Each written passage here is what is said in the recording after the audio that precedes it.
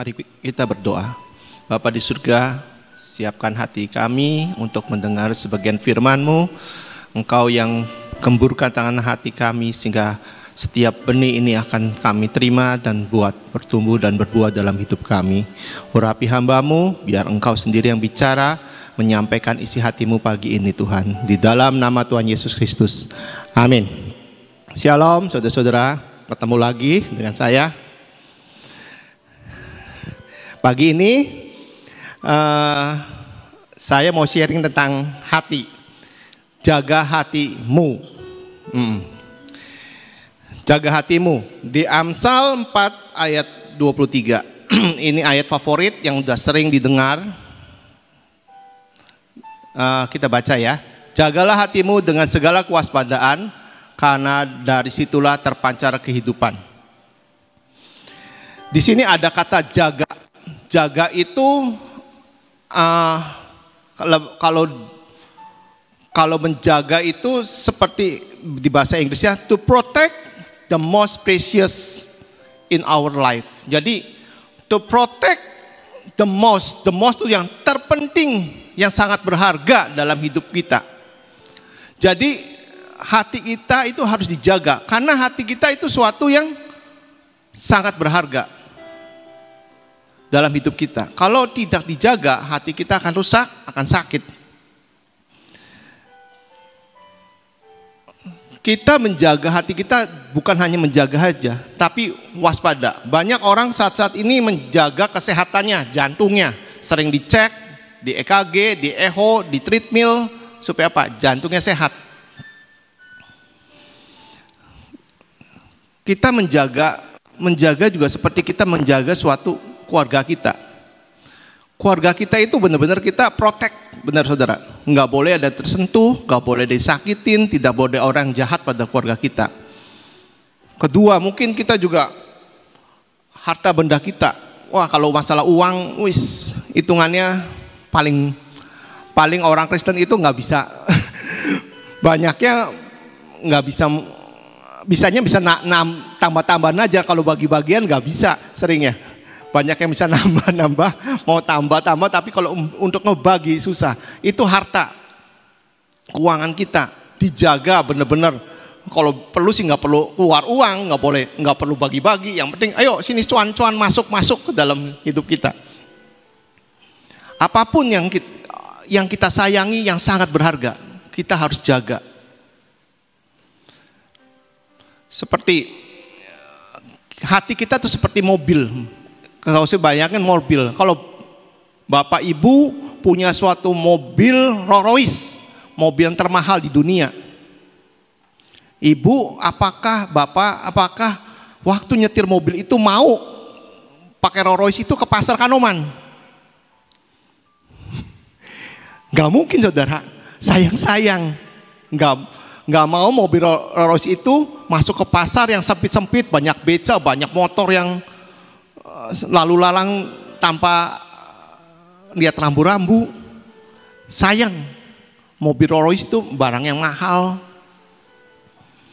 yang nggak boleh tergores sedikit pun, karena lambang Rolls Royce itu dari emas juga, takut dicuri. Ya seperti itu hati kita. Hati kita benar-benar suatu yang berharga. Barang Rolls Royce bisa dibeli, tapi hati kita nggak bisa dijaga. Sebenarnya itu kalau di firman itu jagalah hati, tapi kalau di bahasa Inggris tepatnya hati itu jantung, bukan hati, bukan liver. Kalau hati itu liver. Kalau di sini jagalah jantungmu. Sebenarnya jantung itu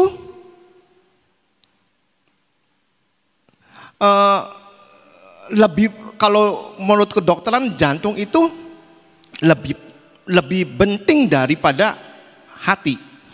Kemarin saya tanya-tanya ke anak saya yang dokter, Sharon, papi mau tanya, fungsi jantung dalam tubuh manusia itu apa?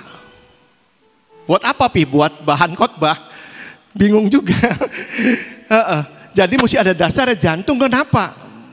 Harus dijaga. Fungsi jantung itu dalam tubuh manusia itu apa? Dia jawab, jantung itu untuk mengalirkan darah yang penuh oksigen ke seluruh tubuh manusia. Tubuh kita itu perlu oksigen, tapi yang memompa itu sehingga menghasilkan oksigen itu jantung di dalam darah. Dan menampungnya kembali setelah organ paru-paru membersihkan darah tersebut. Jadi jantung tuh menyalurkan oksigen sampai ke paru-paru, dibalikin lagi setelah dibersihkan. Jantung itu menyediakan dan mengalirkan oksigen ke seluruh tubuh serta membersihkan tubuh dari hasil metabolisme karbon dioksida atau gas limbah yang dikeluarkan oleh nafas kita. Jadi ini bahasa kedokteran, saya juga rada pusing. Jadi sekali lagi ya, fungsi jantung dalam tubuh manusia itu loh mengalirkan darah yang penuh oksigen ke seluruh tubuh manusia dan menampungnya kembali setelah organ paru-paru membersihkan darah tersebut. Jantung juga menyediakan dan mengalirkan oksigen ke seluruh tubuh serta membersihkan tubuh. Semuanya dibersihkan oleh jantung karena dipompa, darahnya lancar, membersihkan semua yang kotor-kotor di dalam tubuh kita. Dari hasil metabolisme karbon dioksida atau gas limbah yang dikeluarkan melalui nafas CO2. Tanpa jantung yang tidak berfungsi dengan baik, maka tubuh kita pasti akan kekurangan oksigen dan menimbulkan kematian. Jadi kenapa jantung harus dijaga? Supaya bisa menghasilkan oksigen. Kita perlu oksigen, perlu kehidupan. Nah, dalam tubuh kita aja perlu kehidupan, jantung ini hidup untuk menghasilkan oksigen dan tubuh kita bisa hidup. Itu secara tubuh. Nah, secara rohani juga, jantung itu penting, saudara. Kalau hati kita rusak, jantung kita rusak. Yang jahat, yang pahit, yang segalanya akan merusak hidup kita. Secara rohani kita akan mati karena kepahitan itu, karena suatu kedengkian, iri hati dan macam-macam. Jadi di situ jagalah hatimu dengan segala kewaspadaan. Seperti kita naik mobil yang bagus, kita waspada nyetir ya, pelan-pelan, jauh-jauh dari beca, dari motor, kalau bisa di tol aja, aman. Jangan sampai mobil itu masuk ke jalan-jalan kecil, ke jalan-jalan yang rame, karena itu takut diserempet sama kendaraan lain. Hati kita pun juga dijaga supaya hati kita nggak keserempet-serempet sama yang buat hati kita, jantung kita ini luka. Firman kan ada kan, hati yang gembira adalah obat yang manjur. Iya kan? Buat jantung kita tuh gembira terus. Jangan suatu yang kotor, yang gak baik masuk dalam hidup kita. Hati yang gembira itu menjadi obat. Seperti jantung itu, memompa darah, memberikan oksigen, beri kehidupan. Hati yang gembira itu membuat obat yang manjur dalam hidup kita. Penyakit apapun kalau hatinya gembira itu akan sembuh, karena firman-Nya mengatakan obat yang manjur hati gembira itu.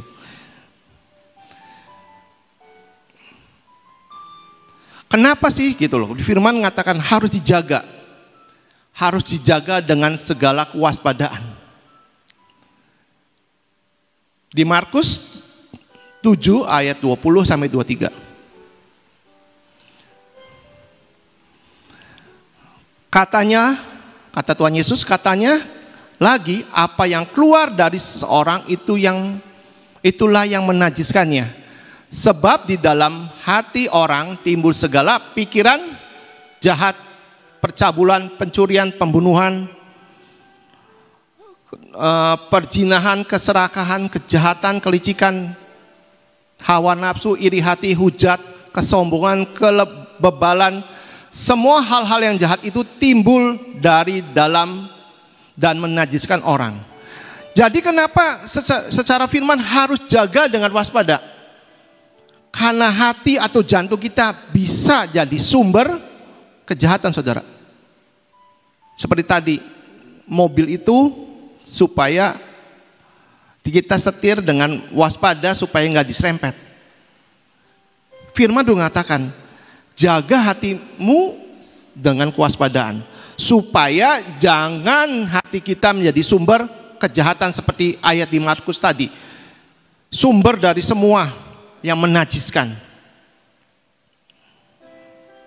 Dari semua pikiran jahat, hawa nafsu, dan lain-lain. Kedua, kenapa? Oh iya, contohnya. Contohnya di sumber kejahatan itu, di firman juga ada contohnya. Seperti Saul. Saul mendengar nyanyian orang-orang bahwa Saul itu mengalahkan musuhnya beribu-ribu, kalau Daud berlaksa-laksa. Timbul, hatinya itu nggak dijaga sama Saul. Timbul iri hati dengan Daud. Sehingga dia mau bunuh, mau benci dengan Daud, yang keluar itu karena nggak dijaga. Kedua, siapa lagi? Daud dengan Uria. Hatinya nggak dijaga. Dia mau mengingini istrinya orang lain. Dia nggak menjaga hatinya, nggak menjaga dengan kebenaran. Dia bunuh Uria. Seperti itu, saudara. Seperti Kain dengan Habel. Kain itu iri dengan persembahannya Habel. Jadi dari hati akan menimbulkan sumber kejahatan seperti contoh-contoh itu, saudara. Kita sebagai orang percaya yang sudah tahu kebenaran, ayo jaga hati kita. Jangan jadi hati kita jadi sumber kejahatan itu. Kedua, kenapa harus jaga? Karena apa yang dikeluarkan dari mulut, suatu yang baik atau buruk berasal dari hati kita, saudara. Yang apa yang kita keluar dari mulut itu berasal dari hati kita. Di Matius 12 ayat 34 sampai 35. Hai kamu keturunan ular beludak, bagaimanakah kamu dapat mengucapkan hal-hal yang baik sedangkan kamu sendiri jahat? Karena yang diucapkan dari mulut meluap dari hati. Orang yang baik mengeluarkan hal-hal yang baik dari perbendaharaannya yang baik, dan orang jahat mengeluarkan hal-hal yang jahat dari perbendaharaannya yang jahat. Jadi dari hati kita ini bisa macam-macam, saudara, keluarnya. Yang tadi pertama kejahatan, kedua mulut kita nih ngomongnya jahat. Kalau kita hati lagi kesel sama orang atau hati kita pahit, ketemu orang pun maksudnya baik ditanggapinya dengan jelek. Setiap orang ketemu orang, kita maunya nyakitin orang itu juga. Betul nggak, saudara? Hati kita itu sumber dari segalanya. Jadi jaga hati kita supaya mulut kita ini mengatakan kebaikan, kemanisan dari sesuai firman itu. Ketiga, hati itu bisa menimbulkan kehancuran, saudara. Kenapa harus jaga? Karena hati itu akan menimbulkan kehancuran. Amsal 18 ayat 12. Tinggi hati mendahului kehancuran, tetapi kerendahan hati mendahului kehormatan. Orang yang tinggi hati. Saya ingat waktu dulu zaman SMA, saudara. Saya bulu tangkis, perlombaan bulu tangkis. Orang itu kalau latihan nggak pernah menang sama saya, saudara. Tiap latihan, tiap main sama dia nggak pernah menang gitu loh. Dan nilainya jauh. Dalam pertandingan itu, saya menganggap dia, wah ketemu dia. Kalau di pikiran saya, di hati saya, wah ini sih kecil lah pasti saya menang gitu loh. Saya tinggi hati, saudara. Saya sombong karena merasa udah pasti menang gitu loh di pertandingan itu. Saya mainnya ya nggak ngotot gitu loh, saudara. Ya udahlah pasti menang gitu loh. Ternyata sponsor mereka lebih banyak. Jadi hati saya panas, hati saya tinggi hati, sombong, masa saya mau kalah.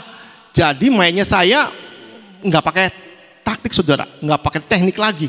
Main asal kena bola, mau bunuh musuhnya, mau matiin bolanya. Sampai di babak pertama sih oke lah, menang gitu loh. Babak kedua karena saya ngotot, sayanya tinggi hati, sayanya nggak pakai taktik mainnya, fisik saya habis saudara. Bener-bener habis. Di pertengahan main set kedua itu saya bener-bener udah habis. Jadi saya udahlah, saya pikir di pikiran saya, udahlah pasti menang, udahlah set kedua saya buang dulu. Saya istirahat dulu. Udah dia main bola, saya nggak, kalau susah nggak dikejar. Sampai saya kalah di set kedua. Laper set kan saudara. Nah laper set itu saya mikir pasti menang ini. Tapi ternyata fisik saya belum balik saudara. Sebenarnya dia mainnya biasa-biasa aja, tapi karena saya nggak punya teknik, saya mikir sombong, saya bisa ngalahin. Nah, ternyata saya juga kalah saudara. Dianya bisa kena, nggak tahu kenapa bolanya bisa kena tuh sama dia. Sampai sayanya fisiknya tambah-tambah lama, tambah habis, dan akhirnya saya kalah saudara. Tinggi hati mendahului kehancuran. Jadinya saya itu kalah. Aduh, karena saya mikir ya, sampai berapa lama, kenapa saya itu nggak bisa tidur saudara. Berkali-kali saya tiap tidur malam bukan ngimpi ya, mikirin apa saya kalah. Ternyata kuncinya hati saya sombong saudara, tinggi hati. Nggak ada manusia yang sempurna, nggak ada orang yang hebat. Penting hati kita dijaga. Hati kita dijaga, dikontrol sehingga pikiran kita berjalan dengan normal, dengan baik. Karena kalau hatinya panas, pikiran kita nggak bisa mikir apa-apa. Yang penting emosi, yang penting mau bales, yang penting saya mau buat musuh kita kalah gitu loh. Jadi kenapa harus dijaga? Tadi ya, satu, sumber kejahatan. Kedua, mulut kita kalau nggak dijaga, dan hati kita, mulut kita ngeluarnya yang jelek-jelek, yang menyakitin orang. Bukan berkat tapi kutuk terus yang keluar dalam. Ketiga, hati kita kalau nggak dijaga, kita jadi sombong saudara. Seperti kesaksian saya. Nah, bagaimana kita harus jaga hati kita? Kan tahu kalau nggak dijaga seperti itu. Kalau kita bagaimana supaya kita nggak melakukan itu? Ya seperti tadi firman tadi, kita harus jaga dengan segala kewaspadaan sesuai dengan firman, kebenaran firman itu. Seperti kalau misalnya zaman kerajaan dulu, kalau peperangan itu setiap kota punya benteng yang kuat, kokoh, tinggi, yang nggak bisa dijebol. Menjaga dengan kewaspadaan seperti itu. Benteng kota itu ada bentengnya, ada penjaganya yang selalu 24 jam menjaga-jaga, mengawasi apakah ada musuh dari luar mau masuk atau tidak, menyerang atau tidak. Jadi hati kita bagaimana harus menjaganya? Ya dijaga, dibentengi saudara. Dibentengin apa? Dengan firman, dengan kebenaran firman. Bukan dengan kekuatan kita, dengan kebenaran cara pikir kita, tapi bentengi dengan firman, dengan kebenaran itu. Dan berjaga-jaga, misalnya, udah mau marah nih. Ini orang ngeselin banget. Kata ibu guatan, sabar. Saya sama ibu guatan lagi dilatih sabar, saudara. Tentang taman, tentang minyak, yang penting sabar. Makanya saya tuh dapat firman jaga hati, harus sabar. Saya kurang sabar saudara. Kalau lihat, aduh gemesin, pengennya marah. Tapi sekarang Bu Gotel ngajarin sabar, ya saya sabar lah. Belajar sabar. Di Amsal 20 ayat 4. Gitu.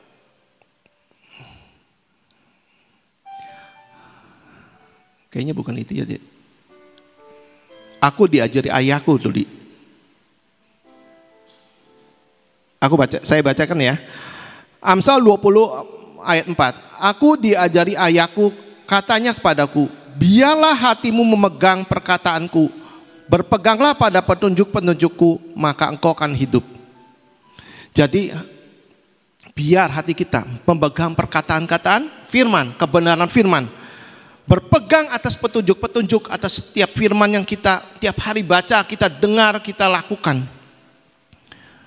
maka kita akan hidup. Hati kita, hidup kita, jantung kita hidup dalam kebenaran. Bukan yang keluar itu yang jahat, bukan yang keluar itu yang menyakitkan orang, karena kita membentengi dengan firman itu. Satu lagi, Amsal 4 ayat 20 ayat 21. Hai anak-anakku, perhatikan perkataanku, arahkan telingamu kepada ucapanku. Janganlah semua itu menjauh dari matamu, simpanlah itu di lubuk hatimu. Di sini mengatakan, perhatikan setiap perkataan. Tiap pagi kita PW, kita dengan firman. Setiap Selasa kita ada ibadah. Banyak khotbah-khotbah di YouTube.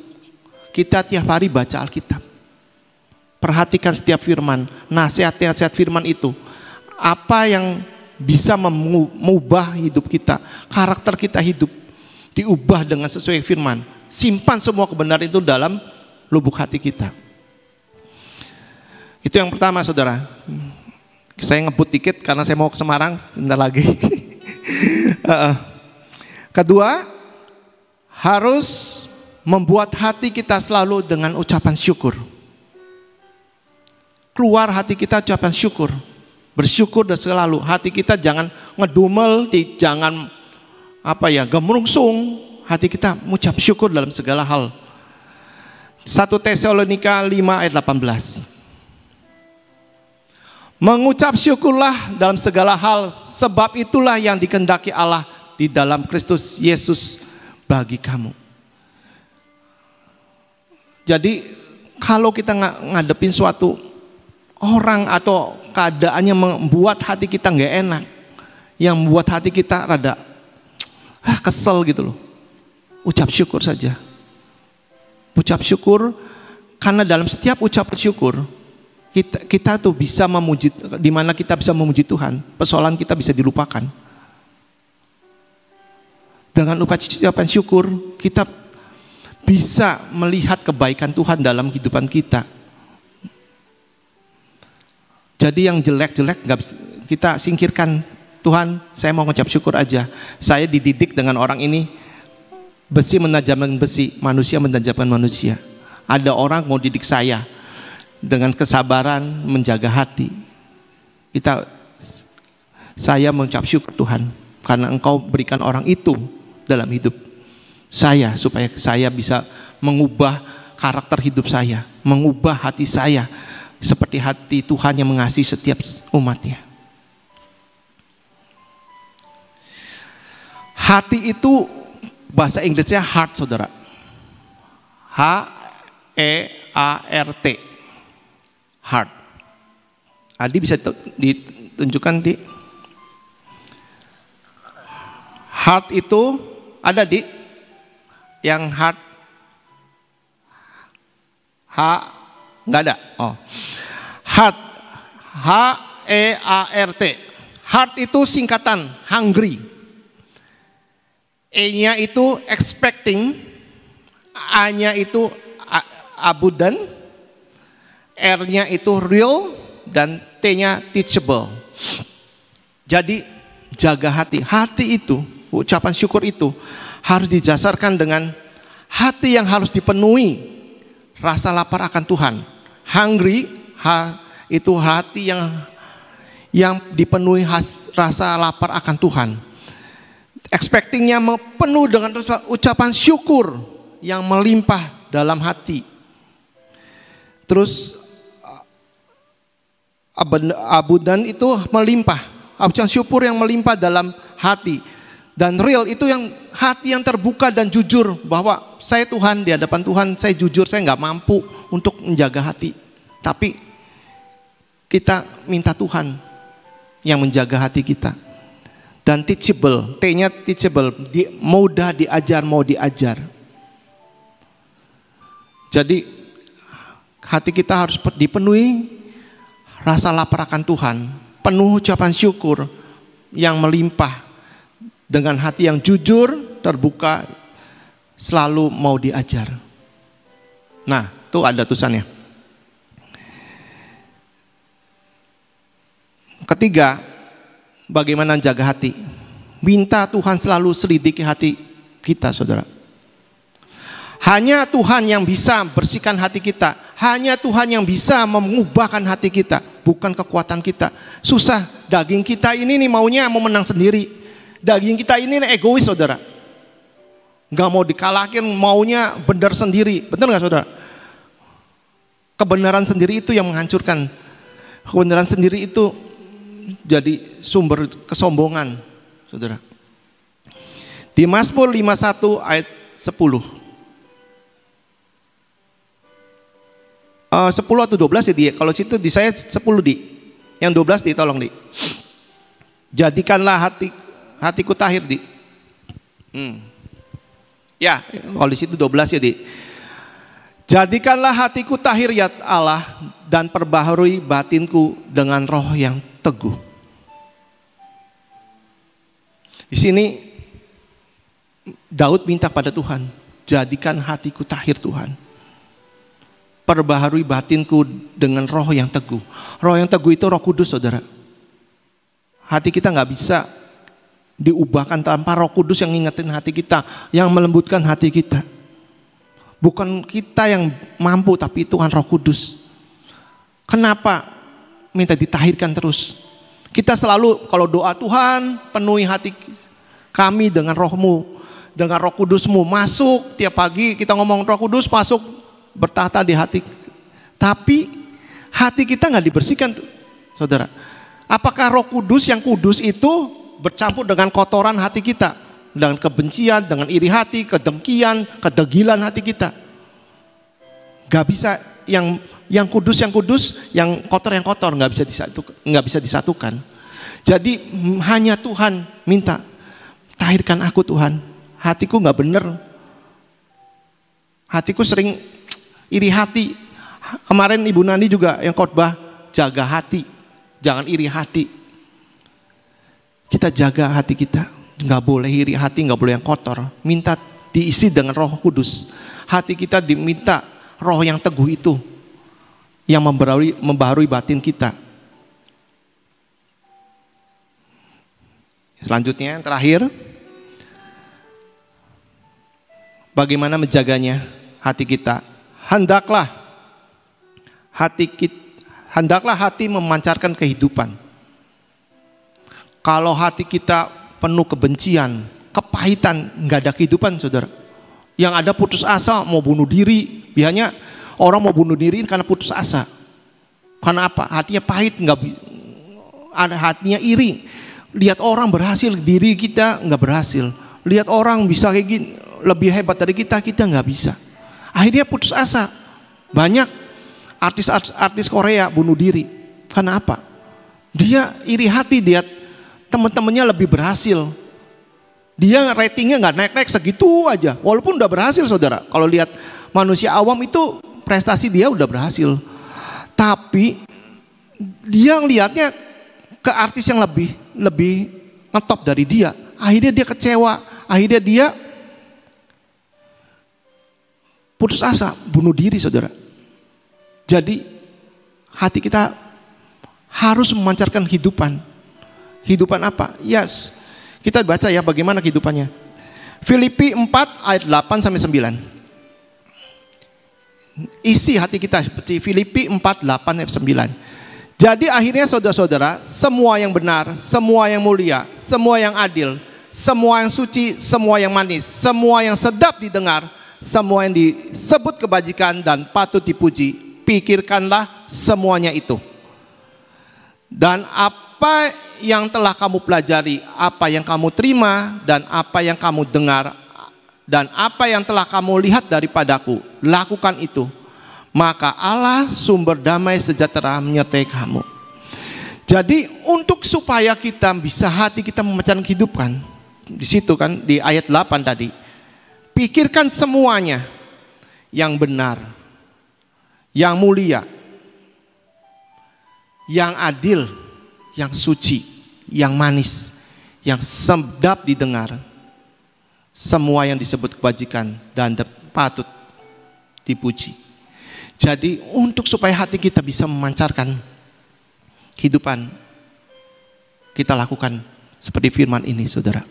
Isi saudara dengan semua yang kemanisan, semua yang kebaikan, semua yang mulia. Jangan kotori terus hati kita dengan semua hal-hal yang gak baik. Itu namanya jaga. Kalau mau marah, stop dulu. Kata Ibu Nani kemarin, narik napas 10 detik, bosan, bicara. Itu teknik macam-macam, saudara. Yang tahu hati kita adalah kita sendiri.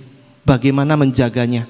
Yang tahu kejelekan karakter kita adalah kita sendiri. Bagaimana kita mengubah karakter, diperbaharui batin kita. Saudara, mari sama-sama kita belajar. Di tempat ini maupun yang streaming. Ayo kita belajar, jaga hati kita. Di persekutuan ini, di PW ini mungkin tiap hari kita bertemu, mungkin ada gesekan. Maukah kita sadar diri, jaga hati kita supaya kita jangan nyakitin orang. Jangan kita benci orang, jangan iri dengan orang lain. Lakukan yang manis, laku yang benar, yang patut dipuji dalam hidup kita. Semoga firman ini jadi berkat. Dan saya mau tutup dengan doa, saudara. Bapa di surga, Kau tahu hati kami masing-masing, saudara. Kau tahu hati kami yang semuanya gak ada yang baik di hadapan-Mu, Tuhan. Tuhan, saat ini hamba-Mu minta, selidiki hati hamba-Mu, sedikit kami masing-masing, saudara. Tuhan, selidiki. Ingatkan pada kami masing-masing, apa yang harus diubah dari hati kami. Engkau yang tahu hati kami masing-masing, Tuhan. Engkau yang bisa mengampuni kami, bisa mentahirkan hati kami. Tuhan, tolong kami, ubahkan kami, perbaharui kami, Tuhan. Biar hati kami tetap hidup dalam kebenaran-Mu. Bukan hati yang kami menjadi mati karena semua kedengkian, semua yang gak baik dalam hidup kami. Tuhan, ampuni kami, ubahkan kami. Tuhan Roh Kudus, bantu kami. Ingatkan setiap apapun yang tidak baik di hati kami, sehingga kami boleh diingatkan, kami boleh berubah, dan kami bisa menjadi kemanisan bagi setiap orang, menjadi berkat bagi setiap orang. Tuhan, ini kami, Tuhan, di hadapan-Mu. Kami mengaku, kami terbuka.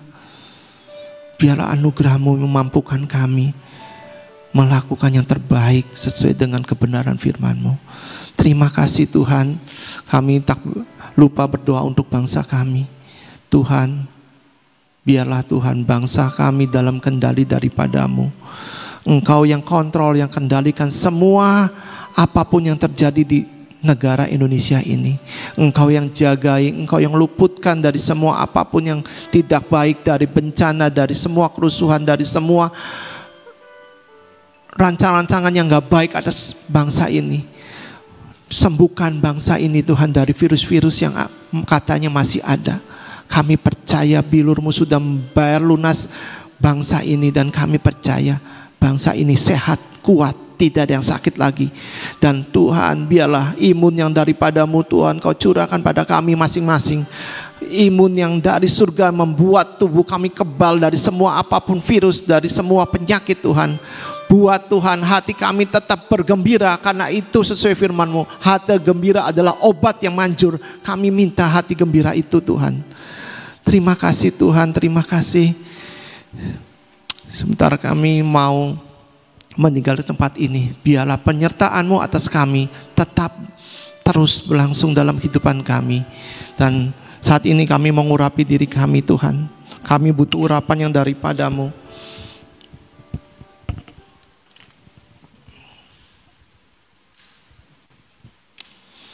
Kami mau angkat minyak urapan ini. Minyak ini hanya minyak biasa, tapi kami minta kuasa urapan-Mu turun atas minyak ini. Kami mau